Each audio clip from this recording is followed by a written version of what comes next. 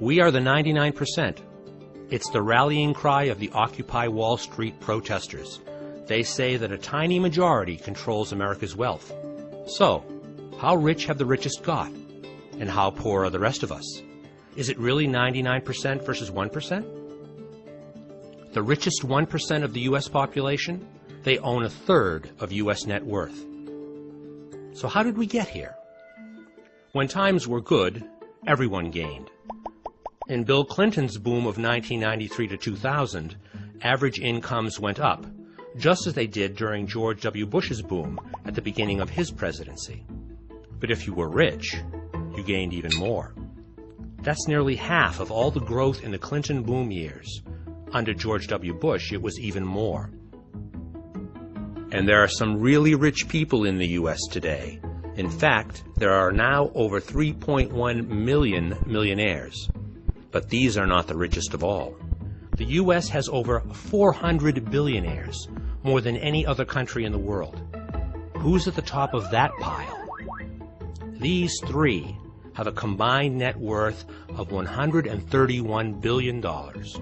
That's just over the combined budget shortfall of every state in the U.S. for 2011. More than the cost of the global war on terror in 2010.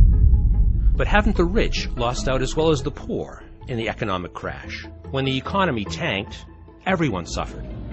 In 2010, the average American earned $26,487, down over $2,000 in real terms on 2006. If you were poor, it's been an even bigger drop. The 24 million least wealthy households in America saw their average income go down by 10%.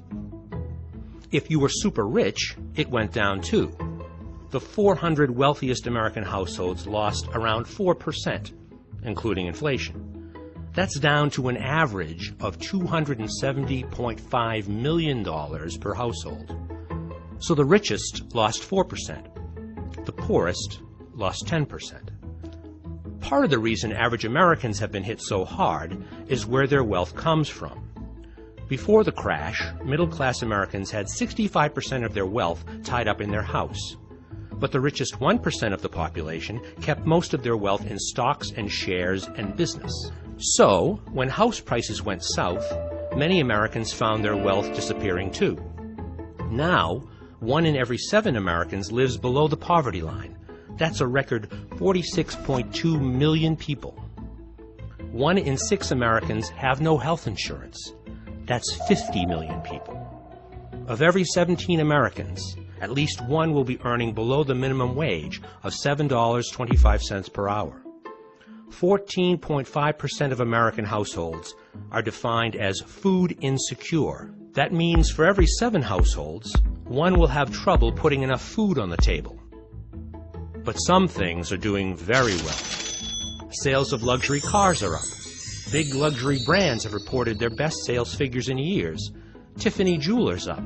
Brands like Louis Vuitton and Givenchy, brands like Gucci, Yves Saint Laurent, and Porsche. And America's top executives are paying themselves very well too. It is down, but still pretty good. $4.9 million each in the latest figures. And a Washington Post investigation found the following.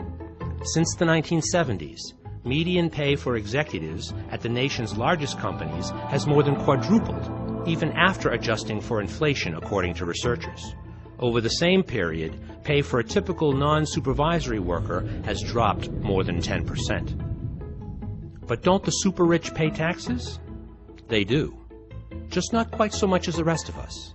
If you earn between $100,000 and $200,000, you will be paying up to 25% effective tax rate, and that's before payroll taxes kick in.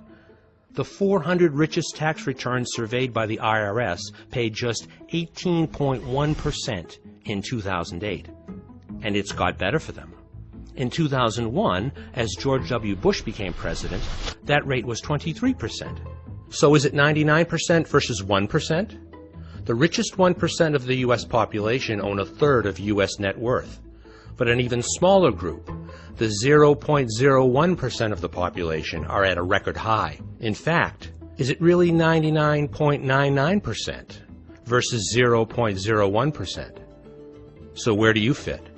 Are you one of the 99.99% or one of the 0.01%?